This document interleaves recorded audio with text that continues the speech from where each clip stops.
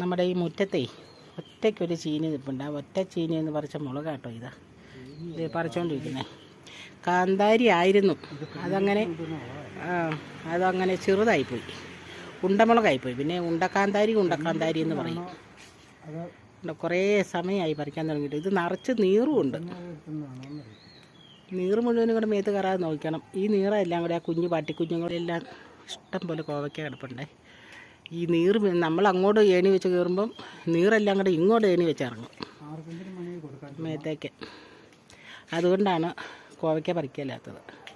പിന്നെ മുളക് എപ്പോഴും പറിച്ച് നമ്മൾ ഉപ്പിലിടും കേട്ടോ. വിനാഗിരി ഉപ്പും ചേർത്ത് നല്ല ടിന്നിലിട്ട് വെക്കും. ഇത് ഇങ്ങോട്ടിടാം, ഇത് തോരൻ വെക്കാനുള്ള. ആണോ? പിഞ്ചുമുളക് തോരൻ വെക്കാം. മൂത്ത് നന്നായിട്ട് എരിവുള്ളതിന് നമുക്ക്